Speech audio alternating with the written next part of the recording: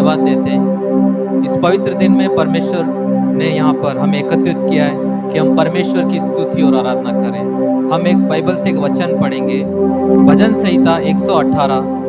यहोवा का धन्यवाद करो क्योंकि वह भला है और उसकी करुणा सदा की है। इस्राएल कहे उसकी करुणा सदा की है। हारून का घराना कहे उसकी करुणा सदा की है। यहोवा के डरवैये कहें उसकी करुणा सदा की है। मैंने सकेती में परमेश्वर को पुकारा, परमेश्वर ने मेरी सुनकर मुझे चौड़े स्थान में पहुंचाया। यहोवा मेरी ओर है, मैं न डरूंगा, मनुष्य मेरा क्या कर सकता है। आइए हम प्रार्थना करें। हे स्वर्गीय पिता परमेश्वर, हम धन्यवाद देते हैं इस स्तुति और आराधना करने के लिए। परमेश्वर आपने मौका दिया, उसके लिए हम धन्यवाद देते हैं। आप पवित्र परमेश्वर हैं, परमेश्वर आप जीवित है, उसके लिए हम धन्यवाद देते हैं। हम प्रार्थना करते हैं इस प्रोग्राम को जितने लोग देख रहे हैं परमेश्वर, उनके जीवन में परमेश्वर एक आशीष का कारण होने पाए।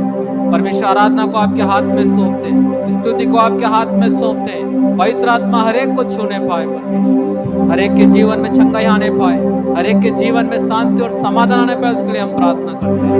विशेष करके परमेश्वर हम लोग सब मिलकर एक साथ परमेश्वर आपके नाम की महिमा करने पाए। इस सारी आराधना को, इस सारे प्रार्थना को हम आपके नाम से मांगते हैं। आमीन। Hallelujah. God is good and His mercies endureth forever. Today we're going to worship our Lord Almighty. To Him belongs all the glory, power, and everything. He deserves praises. Today we're going to praise God. We're going to worship Him. We're going to lift Him high. Wherever you are, let us all unite in this worship. Let us close our eyes and look up to the Heavenly Father. We thank you, Jesus. We thank you, Lord. You deserve all the glory, honor, Master. Hallelujah. महिमा करते हुए अपने हाथ उठाकर हम आराधना करते, महिमा करते हुए अपने हाथ उठाकर हम आराधना करते। तू है महान करता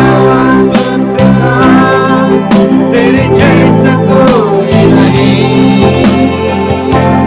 तेरे जैसा कोई नहीं। तू है महान करता तेरे जैसा कोई नहीं, तेरे जैसा कोई नहीं। महिमा आदर करते हुए अपने हाथ उठाकर आराधना करते, महिमा आदर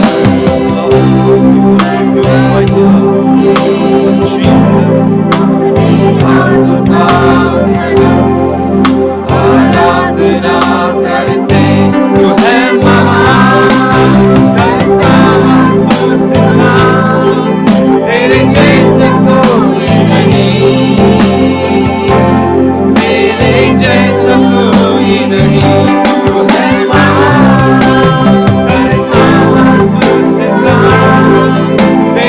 महान करता तेरे जैसा कोई नहीं,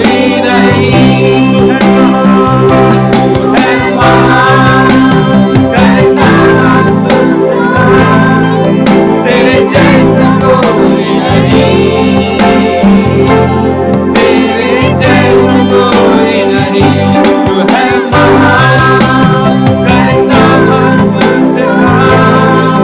तेरे जैसा कोई नहीं, तेरे जैसा कोई नहीं, तेरे जैसा कोई नहीं। परमेश्वर हम आपकी स्तुति करते हैं, परमेश्वर हम आपकी आराधना करते हैं। परमेश्वर हमारे जीवन में परमेश्वर आपने अनेक भलाई किया। परमेश्वर हमारे जीवन में परमेश्वर आपने छुटकारा दिया, उसके लिए हम स्तुति करते हैं। परमेश्वर आपका पवित्र आत्मा हर एक को छूने पाए, उसकी हम धन्यवाद देते हैं परमेश्वर। हम प्रार्थना करते हैं परमेश्वर, इस समय परमेश्वर आप हमारे साथ हैं परमेश्वर। आपका पवित्र आत्मा हर एक पर उतर रहा, उसके लिए हम धन्यवाद देते हैं परमेश्वर। परमेश्वर निरंतर हमारे मुख से परमेश्वर आपकी स्तुति और आराधना निकलने पाए परमेश्वर। इस दिन के लिए धन्यवाद देते हैं परमेश्वर, इस समय के लिए हम धन्यवाद देते हैं परमेश्वर। जीवन भर परमेश्वर हम आपकी स्तुति और आराधना करने पाए परमेश्वर। Hallelujah. Thank you, Jesus. Let us all joyfully clap our hands and sing praises to our Lord Almighty.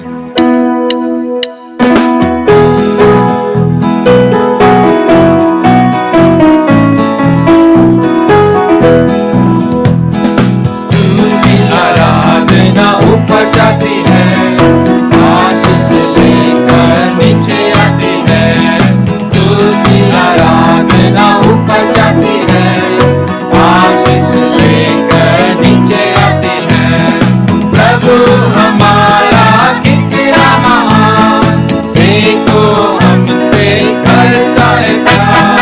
प्रभु हमारा कितना महान, देखो हमसे करता है प्यार।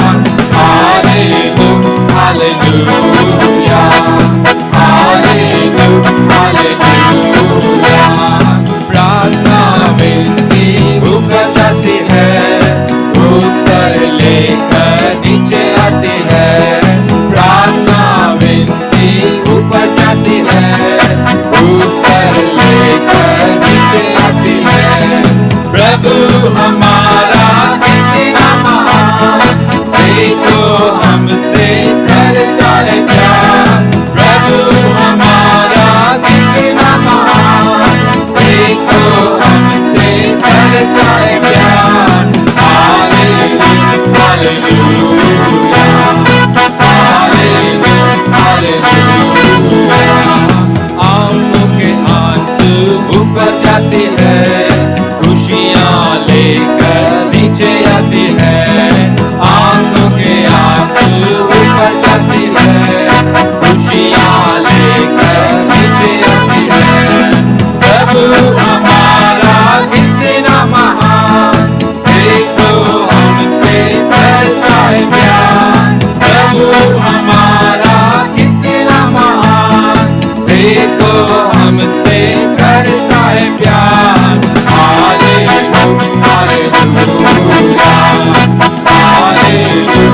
हालेलुया,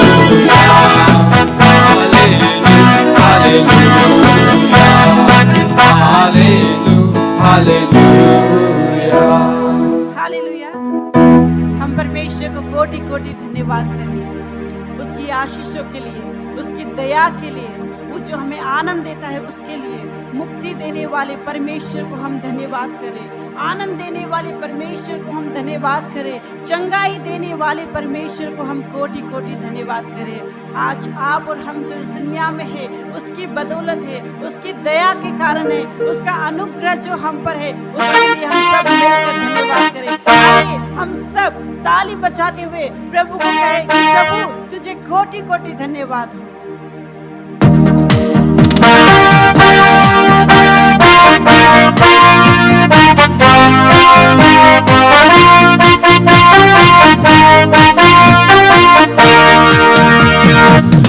देने वाले प्रभु यीशु को कोटि कोटि धन्यवाद। जीवन देने वाले प्रभु यीशु को जीवन भर धन्यवाद। जय देने वाले प्रभु यीशु को कोटि कोटि धन्यवाद। जीवन देने वाले प्रभु यीशु को जीवन भर धन्यवाद। हालेलुया, हालेलुया गाएंगे, आत्मा से भरकर गाएंगे। हालेलुया, हालेलुया गाएंगे, आत्मा से भरकर गाएंगे। यीशु जिंदा है, वो आने वाला है। यीशु जिंदा है, वो आने वाला है। जय देने वाले प्रभु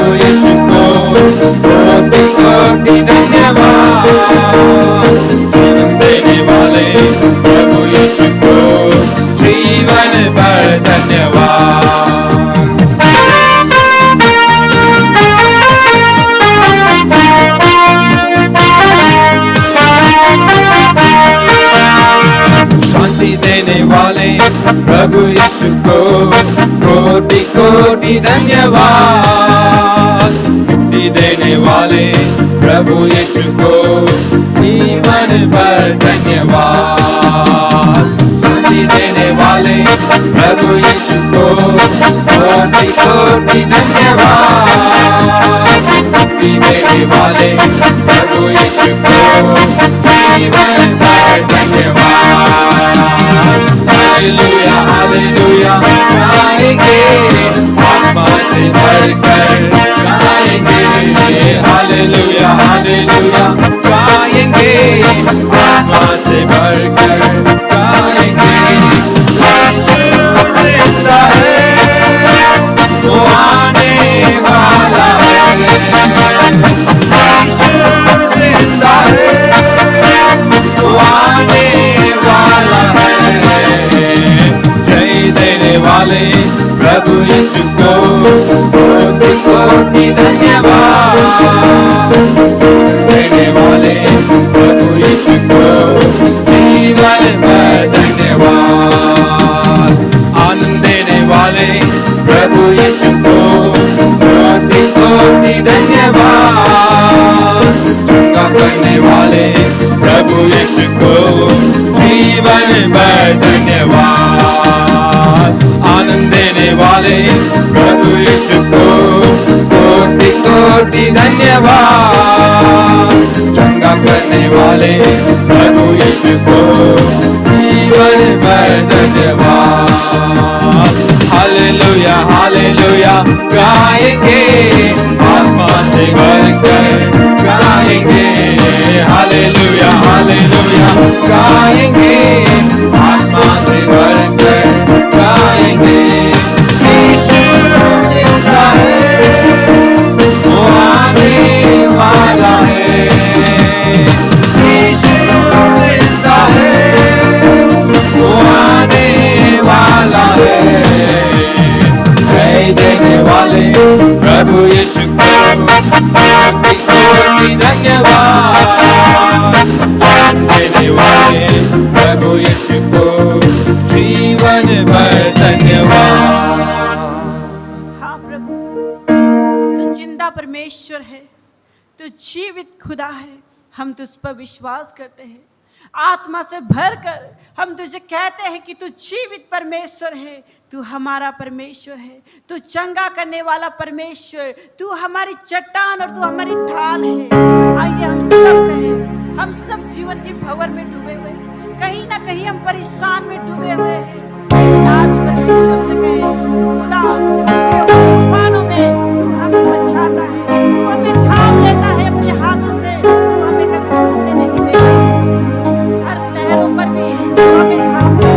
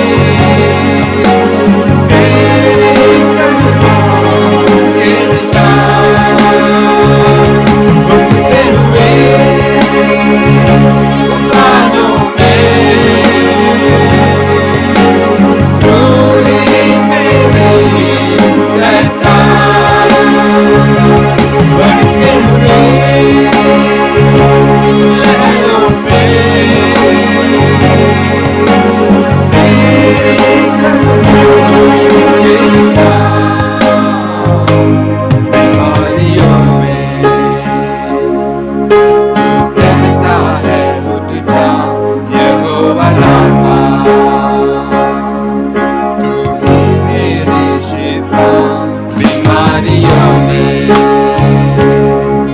तू कहता है उठ जा यहोवा राफा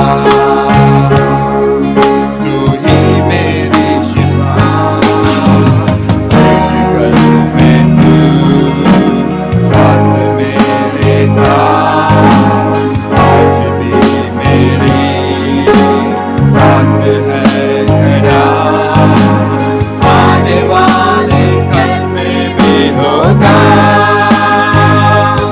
उठते हुए तूफानों के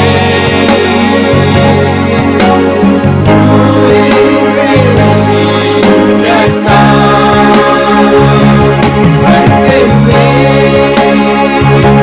लहरों पे तेरे कदमों के निशान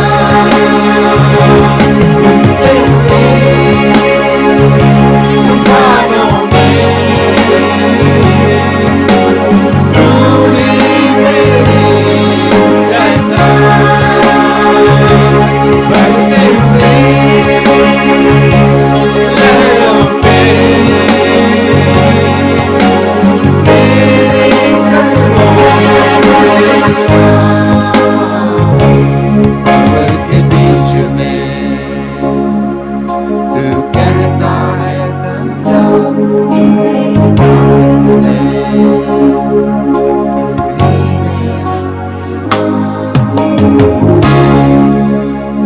यस लॉर्ड, भंवर के बीच में वो हमसे कहता है मत डर, मैं तेरे साथ हूँ। आज कितने ऐसे लोग हैं जो कितनी सारी परेशानियों में डूबे हैं, तकलीफ में हैं। कोई बीमारियों की तकलीफ को लेकर, कोई जीवन की परेशानियों को लेकर, कोई फाइनेंशियल परेशानियों को लेकर, लेकिन आज भी परमेश्वर कहता है कि मत डर, थम जा, मैं तेरे साथ हूँ, मैं तेरी चट्टान हूँ। वो कहता है, वो आज भी हमसे कहता है कि मैं तेरी सहायता करूंगा, मेरा अनुग्रह तुम्हारे लिए सफिशिएंट है। वो कहता है, मैं खुदावंद तुझे धन्यवाद करता हूँ। आज जितने भी लोग परमेश्वर देख रहे हैं खुदावंद, मैं उन सभी को तेरे हाथों में रखती हूँ पिता। उनकी हर जीवन की परेशानियों से परमेश्वर आप उनको निकालिए, उनकी सहायता कीजिए परमेश्वर, कि वो जान सके कि तू जीवित परमेश्वर है। मेरे खुदा, आज जो वचन हम सुनने जा रहे हैं प्रभु तेरे दास के द्वारा, उस वचन को प्रभु हम तेरे हाथों में रखते हैं। प्रभु वो वचन तेरे मुंह से निकला, वो वचन है खुदा जो जीवित है, जो काम करता है, जो बिना काम किए वापस नहीं लौटता है।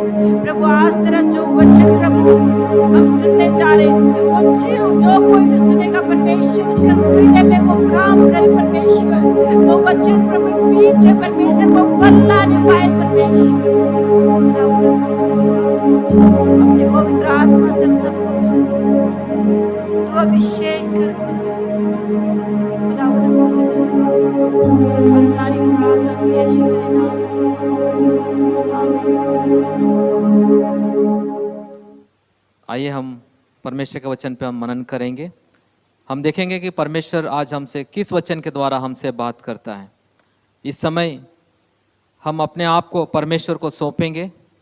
अगर हम हमारे जीवन में अगर हम देखा जाए तो हमें किस तरह हमें परमेश्वर की आराधना करनी चाहिए और किस तरह हमें परमेश्वर के ऊपर विश्वास करना चाहिए, ये बहुत सारे कार्य आज हम देखेंगे। सबसे पहला हम एक वचन निकाल के पढ़ेंगे, व्यवस्था विवरण की किताब 4 अध्याय उसका 19वां वचन हम पढ़ेंगे। यहाँ पे लिखा हुआ है, वह जब तुम आकाश की ओर आंखें उठाकर सूर्य, चंद्रमा और तारों अर्थात आकाश का सारा तारागण देखो, तब बहकर उन्हें दंडवत करके उनकी सेवा करने लगो, जिनको तुम्हारे परमेश्वर यहोवा ने धरती पर के सब देश वालों के लिए रखा है। अगर हम यहाँ पे वचन ध्यान से देखा जाएगा तो हम आज किसकी आराधना करते हैं, हम किसकी स्तुति करते हैं। कई बार हम अनजाने ऐसे देवी और देवताओं का हम आराधना करते हैं जो परमेश्वर को एकदम हमारे विरोध में वो हमारे विरोध में रहता है। हम सच्चे परमेश्वर की आराधना करना चाहिए, क्योंकि आदम को और हव्वा को प्रभु यीशु मसीह ने ही क्या क्या बनाया, अपने हाथों से उसने बनाया है। लेकिन हम कई बार क्या करते हैं, हम अपने हाथों से ही कुछ ऐसी चीजें बनाते हैं और उसकी हम आराधना करते हैं, उसको हम क्या करते हैं, पूजते हैं। लेकिन अगर परमेश्वर का वचन यहाँ पे देखा जाए, बड़े ही साफ तौर पे यहाँ पे लिखा हुआ है, 4:19 कह रहा है, और तुमको, या जब तुम आकाश की ओर आंखें उठाकर, जब हम आकाश की ओर आंखें उठाकर देखते हैं तो वहां पे लिखा हुआ सूर्य, चंद्रमा और तारों को, अर्थात आकाश का सारा तारागण देखो तो बहकर उन्हें दंडवत करके उनकी सेवा करने लगो। मतलब बहुत से लोग ऐसे होते हैं जो क्या करते हैं, तारों को मानते हैं, सूर्य को वो पूजा करते हैं, चंद्रमा को वो पूजा करते हैं। लेकिन ये सब हमारे लिए, सारे देशवासियों के लिए रखा। सूर्य को प्रकाश देने के लिए, चंद्रमा को रात को प्रकाश देने के लिए ही परमेश्वर ने सृजा है। लेकिन हम लोग कई बार जो सृष्टि करता है उसकी हम स्तुति नहीं करते हैं, जिस परमेश्वर को हमें आराधना करना है उसको हम आराधना नहीं करते, लेकिन हम सूर्य की उपासना करना, चंद्रमा की उपासना करना, ऐसे कार्यों में हम लोग जाते हैं। लेकिन यहाँ पे लिखा हुआ है, सेवा करने में जिनको तुम्हारे परमेश्वर यहोवा ने धरती पर के सब देशवासियों के लिए रखा है। मतलब हर कार्य परमेश्वर ने सही रीति से सृजा है। दिन में उजाले के लिए परमेश्वर ने सूरज को सृजा है, लेकिन हम उसे पूजते हैं। रात को अंधेरा होता है उसके लिए चांद रखा परमेश्वर, लेकिन हम क्या करते हैं, उसकी पूजा करते हैं। तो सच्चा परमेश्वर कौन है? जिसने इसको बनाया, जिसने इसको सृजा है, उसी की हमें स्तुति और आराधना करना चाहिए। लेकिन हमारा जो ध्यान है, हमारा जो नॉलेज है, वो क्या करता है, हम दूसरे कार्यों के पीछे लगा रहे थे। लेकिन दूसरा वचन अगर हम देखा जाए, वही रोमर का किताब 1:23 में लिखा हुआ है, और अविनाशी परमेश्वर की महिमा को नाशमान मनुष्य और पक्षियों और चौपायों और रेंगने वाले जंतुओं की मूरत की समानता में बदल डाला है। कई बार हमारा परमेश्वर जो है वो अविनाशी है, वो हर जगह उपस्थित है। अगर हम पुकारेंगे तो परमेश्वर हमारी प्रार्थनाओं को सुन सकता है। अगर हम परमेश्वर को महसूस करना चाहते हैं तो अगर ये वचन पढ़ेंगे तो परमेश्वर हमसे बात कर सकता है। अगर हम, बहुत सारा वचन है उस समय में, अगर पुराने नियम में अगर आप देखा जाए तो अब्राहम डरा हुआ था, लेकिन परमेश्वर ने क्या किया, अब्राहम से बात किया। अगर 15 अध्याय अगर आप देखा जाए, उत्पत्ति की किताब 15 अध्याय अगर हम देखा जाए, हम निकाल के पढ़ेंगे, उत्पत्ति 15 अध्याय अगर हम पढ़ेंगे, वहां पे लिखा हुआ है, इन बातों के पश्चात यहोवा का यह वचन दर्शन में अब्राम के पास पहुंचा, हे अब्राम मत डर, तेरी ढाल और तेरा अत्यंत बड़ा प्रतिफल मैं हूं। अब्राम ने कहा, हे प्रभु यहोवा, मैं तो निर्वंश हूं और मेरे घर का वारिस यह दमिश्क वासी एलिएजर का होगा, अतः तू मुझे क्या देगा? और अब्राम ने कहा, मुझे तो तूने वंश नहीं दिया, और क्या देखता है कि मेरे घर में उत्पन्न हुआ एक जन मेरा वारिस होगा। तब यहोवा का यह वचन उसके पास पहुंचा, यह तेरा वारिस ना होगा, तेरा नीच पुत्र होगा, वही तेरा वारिस होगा, करके यहाँ पे लिखा हुआ। तो अगर यहाँ पे देखा जाए तो परमेश्वर आके बात करने वाला परमेश्वर है। उस समय में लोगों ने क्या किया, बहुत से लोग अपने हाथों से बनाए हुए वस्तुओं की वो पूजा करते हैं। बहुत से लोग चांद को पूजते हैं और बहुत सारे लोग सूरज को उपासना करते हैं। लेकिन सच्चा परमेश्वर कौन है? प्रभु यीशु मसीह। यहां पर अगर आप पुराने नियम में देखेंगे, यहां पे लिखा हुआ है, अब्राहम से परमेश्वर ने बात किया। अब्राहम डरा हुआ व्यक्ति था और अब्राहम के जीवन में अगर आप देखा जाए, वो मेरा संतति कोई नहीं है, इस बात के लिए वो बड़ा चिंता करने लगा। लेकिन यहां कर अगर देखा जाए तो परमेश्वर ने उससे बात किया, क्योंकि वो जीवित परमेश्वर है। आज हमारा परमेश्वर जीवित है, वो हमसे बात करने वाला है। अगर और भी अगर हम देखते हैं, यहां पे लिखा हुआ है, परमेश्वर ने आके अब्राहम से बात किया। अगर उसका अगला वचन अगर हम पढ़ेंगे, वहां लिखा हुआ है, अब्राहम को कहता है मत डर।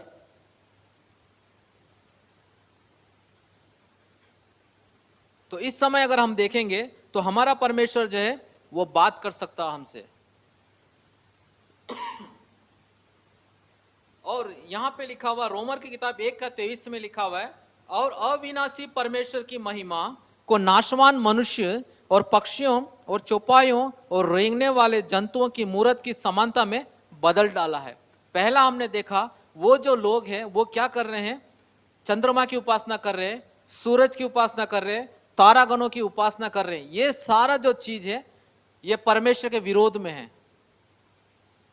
अगर हम देखेंगे तो हमारे कई सारे ऐसे लोग हैं, हमारे पड़ोस में हमारे बहुत सारे लोग हैं जो आज ये संसार के हर एक लोग जो है वो ऐसे ही चीजों की उपासना करते हैं, अनजाने देवताओं की उपासना करते हैं। अगर नए नियम में अगर देखा जाए तो पौल के वचन में लिखा हुआ वो ऐसे देवताओं की आराधना करते हैं जो जानते भी नहीं वो कौन है, उनका नाम भी पता नहीं है, लेकिन फिर भी वो लोग क्या करते हैं, उसकी आराधना करते हैं। लेकिन यहाँ पे लिखा हुआ है रोमर की किताब 1:23 में लिखा हुआ है, वे अविनाशी परमेश्वर की महिमा को नाशवान मनुष्य और पक्षियों और चौपाइयों और रेंगने वाले जंतुओं की मूरत की समानता में बदल डाला। मतलब उन्होंने पृथ्वी में जो भी जानवर है, अगर वो सांप है तो उसको एक उपासना करने लग गए, अगर वो एक पक्षी है तो उस पक्षी की वो आराधना करने लग गए। और यहाँ पे लिखा हुआ है हर एक को उन्होंने मूरत की समानता में डाल के उसकी उपासना करने लगे।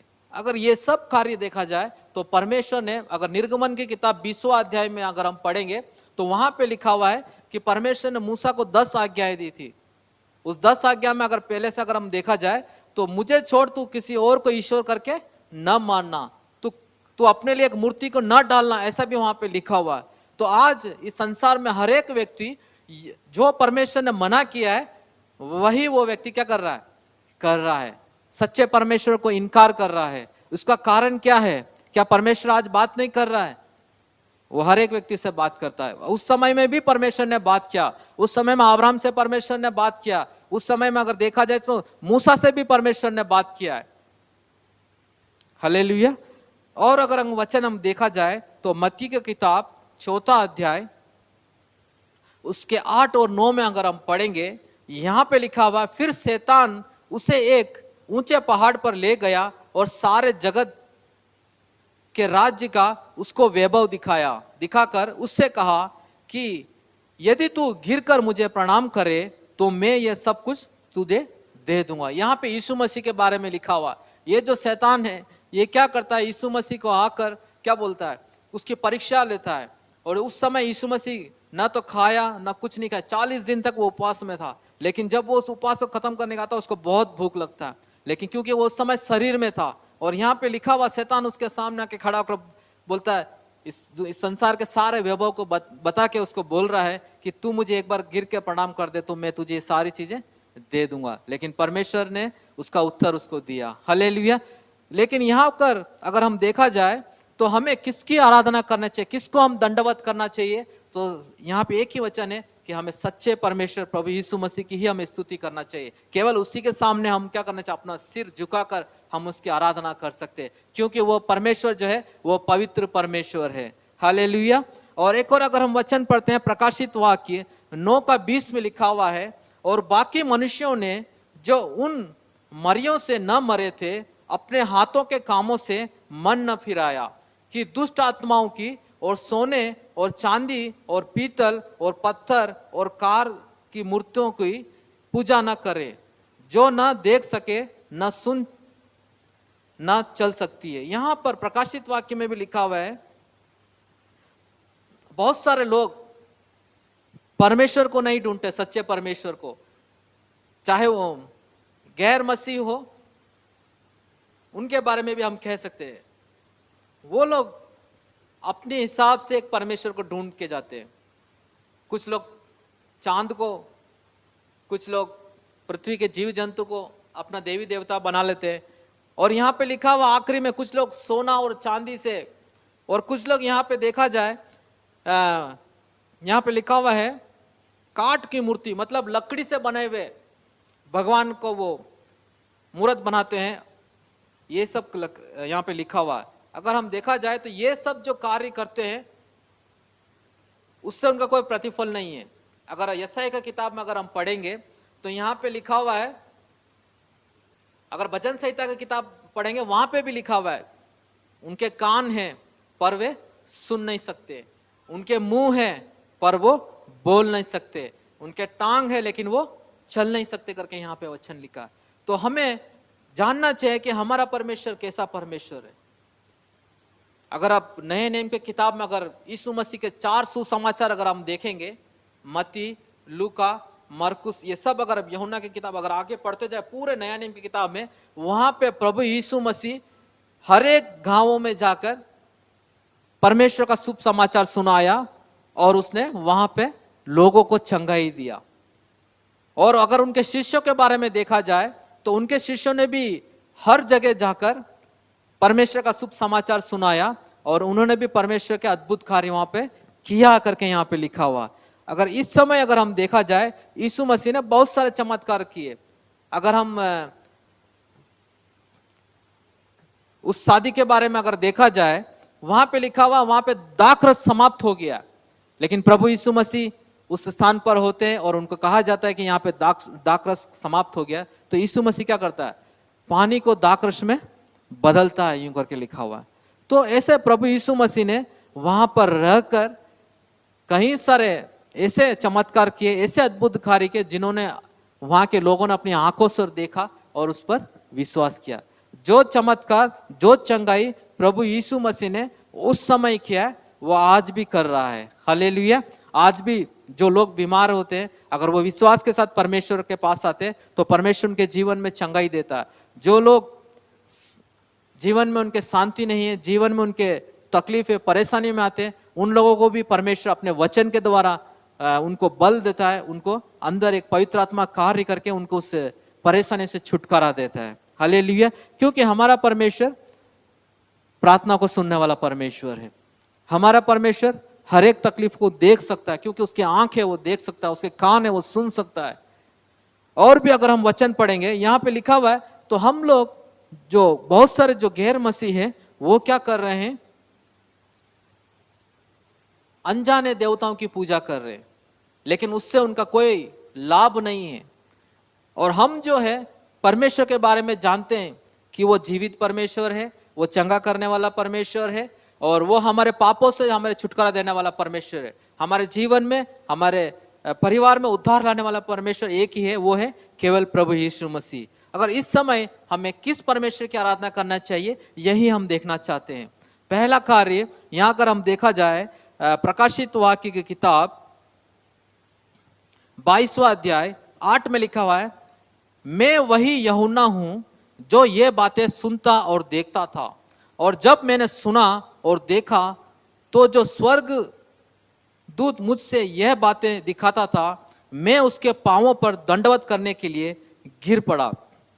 और उसने मुझसे कहा, देख ऐसा मत कर, क्योंकि मैं तेरा और तेरे भाई भविष्यवक्ता और इस पुस्तक की बातों के मानने वालों का संगी दास हूं, परमेश्वर ही को दंडवत कर। तो यहां पर यूहन्ना एक कार्य कहता है, जब स्वर्गदूत उसके सामने आके खड़ा होता है, वो तुरंत क्या करता है, उस स्वर्गदूत के पैरों में गिरने की कोशिश करता है, उसको दंडवत करने की वो कोशिश करता है।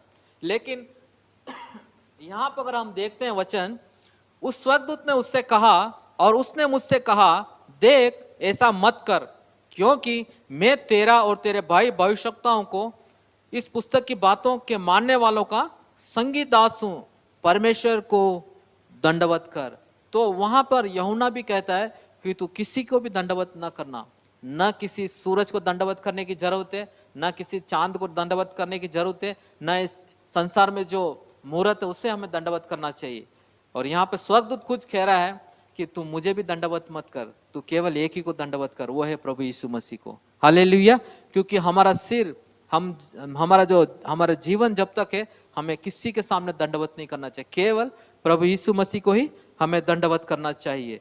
क्योंकि हम अगर किसी के भी सामने अगर हम दंडवत करते हैं तो हम क्या करते हैं, परमेश्वर को हम महिमा नहीं देते हैं। अगर हम परमेश्वर को, सच्चे परमेश्वर को हम स्तुति और आराधना करते हैं तो हमें केवल उसी की ही और दंडवत करना चाहिए। यहाँ पे प्रेरितों की किताब में लिखा हुआ है, जब पतरस भीतर आ रहा था, प्रेरितों की किताब 10वां अध्याय उसके 25 में लिखा हुआ है और 26 अगर हम पढ़ेंगे, यहां पे लिखा हुआ, जब पतरस भीतर आ रहा था तो कुरनेलियुस ने उससे भेंट की और पांवों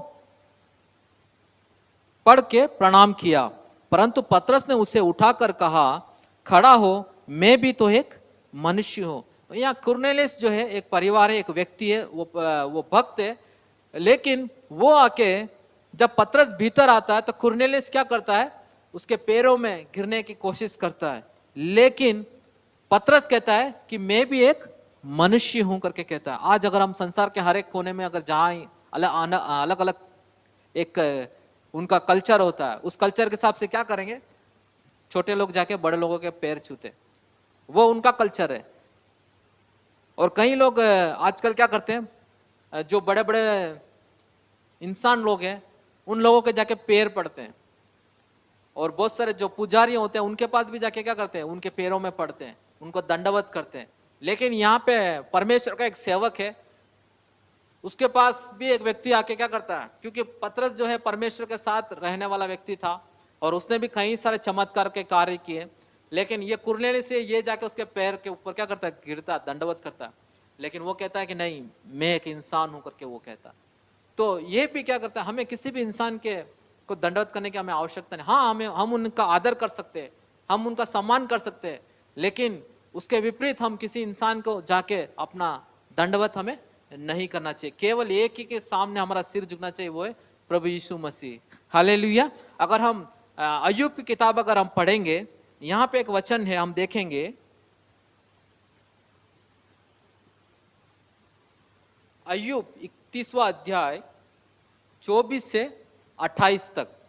अगर यहां पर हम देखते हैं, अय्यूब कहता है, यदि मैंने सोने का भरोसा किया होता या कुंदन को अपना आसरा कहा होता या अपने बहुत से धन और अपनी बड़ी कमाई के कारण आनंद किया होता या सूर्य को चमकते या चंद्रमा को महाशोभा से चलते हुए देखकर मैं मन ही मन मोहित हो गया होता और अपने मुंह से अपना हाथ चूम लिया होता, तो यह भी न्याय से दंड पाने के योग्य अधर्म का काम होता, क्योंकि ऐसा करके मैंने सर्वश्रेष्ठ परमेश्वर का इनकार किया होता।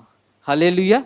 तो अय्यूब अपने जीवन में अच्छी तरह से, हम अय्यूब के बारे में जानते हैं, अय्यूब कितना धनी व्यक्ति था, उसके पास कितनी संपत्ति थी, सब कुछ उसके पास था, लेकिन उसके पास सब कुछ था, लेकिन एक समय ऐसा होता उसके पास कुछ भी नहीं था, केवल उसका शरीर घावों से भरा हुआ था। लेकिन जब उसके पास सब कुछ भी था और जब उसके पास कुछ भी नहीं है, तब भी वो परमेश्वर क्या करता, परमेश्वर ने दिया, परमेश्वर ने लिया, परमेश्वर के नाम का धन्यवाद वो करके कहता। लेकिन यही अय्यूब, वो इस संसार के हर एक चीजों को क्या करता है, उसको बहुमूल्य, हम अगर सोना है तो हम बहुत बहुमूल्य करेंगे, अगर चांदी है तो और बहुमूल्य है, अगर बहुत सारा पैसा तो हम क्या करेंगे, उसको बड़ा समझते हैं। लेकिन ये इन सबों को क्या बोलता है, उसने उस सभी को अप्रिय जाना है। और यहां पे लिखा, वो बहुत ही साफ तौर पे कहता है, यदि मैंने सोने का भरोसा किया होता, मतलब वो उसके पास सोना चांदी है लेकिन उसके ऊपर उसका भरोसा नहीं है। और यहाँ पर या कुंदन का अपना आसरा कहा होता, अगर कुंदन है मेरे पास, अगर मैं इसको रख के आसरा, ये है मेरे आने वाले समय में ये मेरे सहायता करेगा, अगर ये, उसके ऊपर भी उसको भरोसा नहीं है। और कहता है, या अपने बहुत से धन और अपनी बड़ी कमाई के कारण आनंद क्या होता, मतलब उसके पास धन भी है, उसको वो सब कुछ नहीं है, लेकिन वो एक ही कार्य कहता है, या सूर्य को चमकते या चंद्रमा को महाशोभा से चलते हुए देखकर मैं मन ही मन में मोहित हो गया होता। मतलब ना तो वो किसी के ऊपर मोहित ही नहीं हुआ। कई बार हम कुछ चीजों को देख के मोहित हो जाते हैं, लेकिन यहां पे लिखा हुआ है, ना तो वो सोने के देख को मोहित हुआ, ना कुंदन के ऊपर वो मोहित हुआ, ना धन को देखकर वो मोहित हुआ, ना सूर्य और चंद्रमा, प्रकृति के कोई भी चीज को देख के उसने क्या किया, उसको महिमा नहीं देना चाहता हो। इसलिए वो बड़े आनंद से कह रहा है, तो यह भी न्याय से दंड पाने के योग्य अधर्म का काम है। अगर मैं ऐसा दूसरी चीजों को परमेश्वर से बढ़कर किसी संसार की चीजों को मैं महत्व देता हूं, तो मैं दंड पाने के या अधर्म का काम होता, क्योंकि ऐसा करके मैंने सर्वश्रेष्ठ परमेश्वर का इनकार किया। अगर मैं संसार की चीजों पर अपना मन अधिक लगाता हूं, तो हम कई बार परमेश्वर का इनकार करने की एक स्थिति में आ जाते हैं। तो अय्यूब अच्छी तरह से जानता था किसकी आराधना करना चाहिए, किसकी स्तुति करना चाहिए करके अय्यूब अच्छी तरह से जानता था। और आज हम लोग कैसे हैं, आज हमारे जीवन में हम लोग कैसे परमेश्वर की महिमा करते हैं, हम लोग कैसे परमेश्वर की स्तुति करते करके हम लोग देख सकते हैं। तो इस समय में बहुत सारे वचन हैं। अगर हम एक और वचन हम पढ़ेंगे तो यहाँ पे लिखा हुआ है पहला राजा की किताब 18वां अध्याय,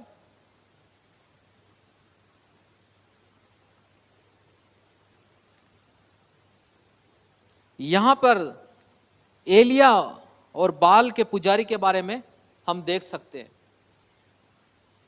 एक जो है ऐसे परमेश्वर की आराधना और स्तुति करते हैं जो सुन नहीं सकता, जो देख नहीं सकता, जो कुछ नहीं कर सकता, जिसको इन इंसानों ने अपने हाथों से ही बनाया है। और दूसरा एक व्यक्ति एलिया, वो ऐसी परमेश्वर की आराधना करता है जो जीवित है।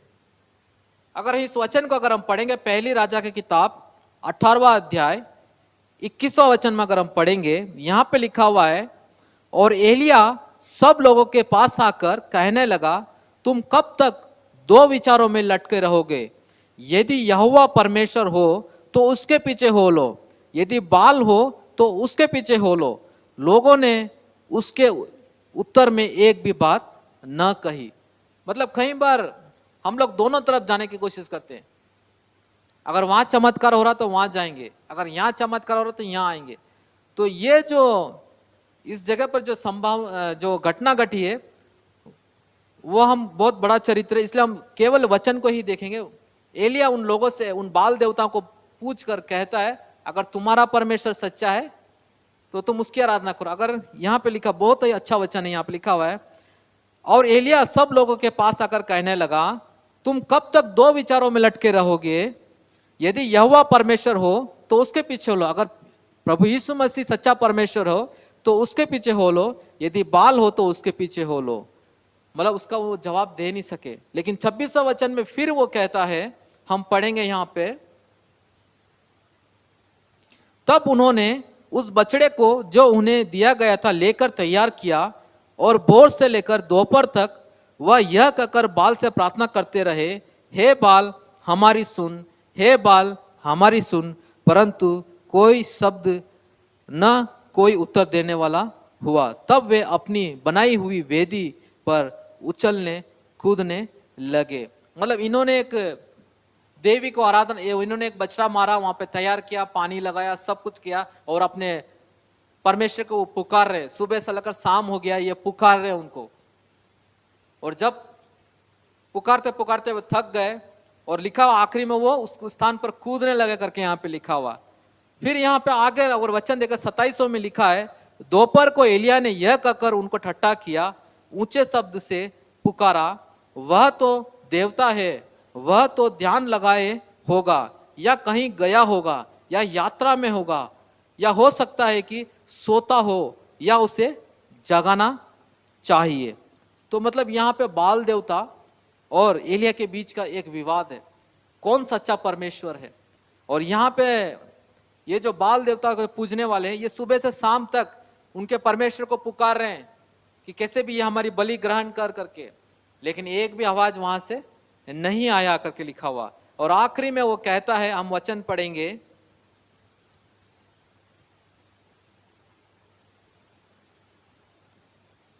39वां वचन हम पढ़ेंगे, यह देख सब लोग मुंह के बल गिरकर बोल उठे, यहोवा ही परमेश्वर है, यहोवा ही परमेश्वर है। लेकिन जब एलिया ने पुकारा, उसी समय क्या हुआ, वहां से एक आग उतरा, उस सारे बलि को क्या किया, उसने भस्म किया करके यहाँ लिखा हुआ। एक पानी भी वहां पे नहीं था करके यहाँ पे लिखा हुआ। तो जब एलिया ने सच्चे परमेश्वर को पुकारा तो परमेश्वर ने उसकी बलि को ग्रहण किया। तो आज हम लोग व्यर्थता में क्या करते हैं, अनजाने देवता को हम पुकारते हैं, वो हमारी सहायता नहीं कर सकता है, लेकिन हमें ऐसे परमेश्वर को पुकारना जो हमारी सहायता कर सकता है, जब हम पुकारे तो वो हमारे वचन को, हमारे आवाज को सुन सकता है। क्योंकि यूहन्ना की किताब में लिखा हुआ है, भेड़ जो है वो चरवाहे की आवाज को अच्छी तरह से पहचानती है। और इसी तरह से अगर हम और भी वचन बहुत सारा है, अगर दानियल के किताबों में हम पढ़ेंगे वहां पर भी यही वचन लिखा हुआ है। दानियल भी सच्चे परमेश्वर की आराधना करता है। जब उस देश में ये कहा जाता है कि हम ऐसा आराधना नहीं करना है, तो भी वो मानता नहीं, क्योंकि वो जानता था सच्चा परमेश्वर कौन है।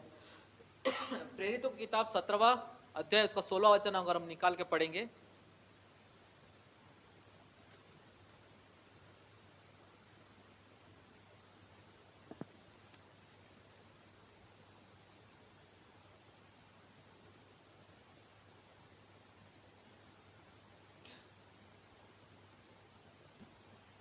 यहां पे एक वचन लिखा हुआ है, अतः वह आराधनालय में यहूदियों और भक्तों से और चौक में जो लोग उससे मिलते थे उनसे हर दिन वाद विवाद किया करता था। यहाँ पे अगर हम देखते हैं तो पौल जो है और जो उसके जो भी साथ में जो शिष्य हैं वो हर दिन परमेश्वर का सुसमाचार सुनाते थे। वो गैर यहूदियों के पास भी जाते थे और ऐसे एक जगह में भी जाते थे जहां पर लोग मूर्ति पूजा करते थे। लेकिन जब ये उसको देखते हैं तो इनके मन में एक भार होता है कि ये लोग क्यों ऐसा कार्य करते हैं। अगर हम एक और वचन निकाल के देखते हैं, कुलिसिया 3:5 हम पढ़ेंगे।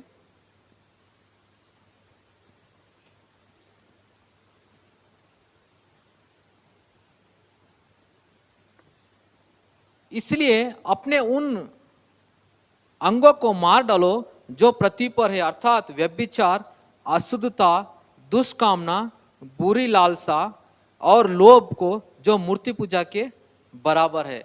केवल यहाँ पे यही नहीं लिखा हुआ है कि हम लोग मूर्ति पूजा को नहीं करना चाहिए। मूर्ति पूजा के बराबर हमारे जीवन में भी कई बार ऐसा होता है कि हम मूर्ति पूजा तो नहीं करते, लेकिन कुछ ऐसे चीज हमारे अंदर है जो मूर्ति पूजा के बराबर है। इसलिए कुलस्सियों में बड़े ही साफ तौर पे लिखा हुआ है, इसलिए अपने उन अंगों को मार डालो, मतलब उन अंगों को मार डालो जो पृथ्वी पर है। मतलब हमारे शरीर में आंखों की अभिलाषा होती है, हमारे विचारों में कई सारे ख्याल आ सकते हैं, हमारे शरीर में कई सारे उस ख्याल के द्वारा क्या करते हैं, शरीर के द्वारा पाप हो सकता है।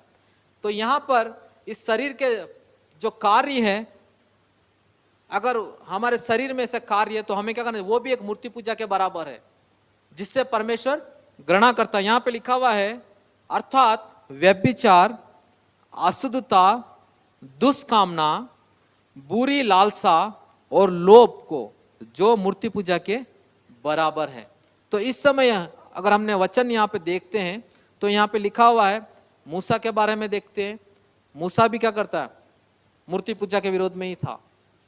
और दूसरा अगर हम देखे जाए, एलिया के बारे में देखा जाए तो एलिया भी यही कार्य कहता है, अगर तुम्हारा परमेश्वर सच्चा तो तुम उसके पास जाओ, अगर यहोवा सच्चा तो उसके पीछे हो लो करके कहता है। और आखिरी अगर हम देखते हैं तो अगर नए नियम की किताब में अगर हम देखते हैं तो यहाँ पर भी परमेश्वर ने कहा है और उनके शिष्यों ने भी यही कहा है कि हमें सच्चे परमेश्वर की आराधना करना चाहिए, हमें किसी मूर्ति की पूजा नहीं करनी चाहिए, हमें किसी इंसान को दंडवत नहीं करना चाहिए, हमें केवल उसी को दंडवत करना चाहिए जो पवित्र हो, जो जीवित हो। तो आज इस संसार में एक ही व्यक्ति पवित्र है, वो है प्रभु यीशु मसीह, और कोई भी संसार में पवित्र नहीं है। हम इंसान लोग हैं, हमारे अंदर कमी घटी हो सकता है, लेकिन उस कमी घटी को दूर करने वाला एक ही है, वो है प्रभु यीशु मसीह। हमारे पापों से हमें छुटकारा देने वाला वो है केवल प्रभु यीशु मसीह। हम किसी मूर्ति के सामने जाकर दंडवत करके बोले कि मेरे पाप को क्षमा कर, वो हमें हमारे पापों को क्षमा नहीं कर सकता। हम कहीं पे जाकर स्नान करके, किसी नदी में जाकर स्नान करके अगर हम कह दें कि मेरे पाप धुल गए, तो वो भी नहीं हो सकता। केवल हमारे मन को हमें प्रभु यीशु मसीह के सामने सौंपना चाहिए, क्योंकि हमारा जो परमेश्वर है वो हृदय को जांचने वाला परमेश्वर है। अगर हम मुंह से अंगीकार करें, हाँ प्रभु मैंने तेरे विरोध में पाप किया है, तो जरूर परमेश्वर क्या करेगा, हमारे लिए उतरेगा, हमारे ऊपर दया करेगा और हमारे पापों को क्षमा करेगा। हालेलुया, क्योंकि वो आज भी जीवित है। अगर आपके अंदर, अगर आपके जीवन में ऐसी कोई दुर्बलता है, ऐसी कोई चीज है जिसको आपने पहला स्थान दे रखा हो, कोई लोग मूर्ति को अपना पहला स्थान देते हैं, कोई लोग अपन से ज्यादा किसी इंसान को ज्यादा अहमियत देखते हैं, या हो सकता है हम सोने के ऊपर, या हो सकता है और किसी वस्तु के ऊपर ज्यादा हम लोग क्या करते हैं, उसके ऊपर हमारा ध्यान होता है। ये सब एक मूर्ति का कार्य है। तो इस समय हम केवल एक ही वचन देखेंगे कि अय्यूब के जीवन के बारे में हम देखेंगे तो अय्यूब एक ही कार्य कहता है कि न तो वो सोना को महत्व देता है, न वो कुंदन को महत्व देता है, न तो वो किसी संसार की वस्तुओं को उसने महत्व दिया। उसने केवल एक ही चीज को महत्व दिया। वो कहता है कि केवल प्रभु यीशु मसीह को ही वो महत्व देता अपने जीवन में। आज आप जितने लोग देख रहे हैं, अगर आपके अंदर या आपके आस पड़ोस में कोई अगर अनजाने देवताओं की आराधना करते तो आप बोल सकते हैं उनको कि सच्चा परमेश्वर प्रभु यीशु मसीह है, वो जीवित है, वो हमारे मध्य है। और आज हम आंखें बंद करके हम प्रार्थना करेंगे। आइए हम प्रार्थना करें। हे स्वर्गीय पिता परमेश्वर, हम धन्यवाद देते हैं। विशेष करके परमेश्वर हमने वचन में देखा कि परमेश्वर हमें मूर्ति पूजा नहीं करना चाहिए, हमें सच्चे परमेश्वर की आराधना करनी चाहिए। परमेश्वर चांद को, सूरज को, परमेश्वर इस संसार के किसी भी वस्तुओं के सामने परमेश्वर हम दंडवत नहीं करना चाहिए। परमेश्वर केवल परमेश्वर आप ही जीवित है, परमेश्वर आप ही सच्चे हैं। परमेश्वर केवल आप ही के सामने परमेश्वर हम दंडवत करना चाहिए। परमेश्वर अगर हमारे जीवन में परमेश्वर जाने और अनजाने में परमेश्वर हमने किसी को दंडवत किया है परमेश्वर, तो हमें माफ कीजिए। परमेश्वर हम केवल परमेश्वर आपकी स्तुति करने पाए, आपकी आराधना करने पाए, परमेश्वर केवल आपके नाम की महिमा करने पाए, उसके लिए हम धन्यवाद देते हैं। परमेश्वर हम प्रार्थना करते जितने लोग परमेश्वर इस वचन को सुन रहे हैं परमेश्वर, उनके जीवन में भी परमेश्वर वे सच्चे परमेश्वर को पुकारने पाए। अगर उनके जीवन में परमेश्वर कोई तकलीफ है परमेश्वर, उनके जीवन में कोई कमजोरी है परमेश्वर, शरीर में कोई दुर्बलता है परमेश्वर, प्रभु यीशु मसीह के नाम से हम प्रार्थना करते हैं सारी दुर्बलता उनके शरीर से निकलने पाए। परमेश्वर आने वाले समय के लिए हम प्रार्थना करते हैं। इस महीने के हर एक कार्यों को हम आपके हाथ में सौंपते हैं परमेश्वर। हमारे जीवन के हर एक कार्य को आप जानते हैं परमेश्वर, सारी स्थिति को आपके हाथ में सौंपते हैं परमेश्वर। इस छोटी सी प्रार्थना को हम प्रभु यीशु मसीह के नाम से मांगते हैं। आमीन आमीन। थैंक्स।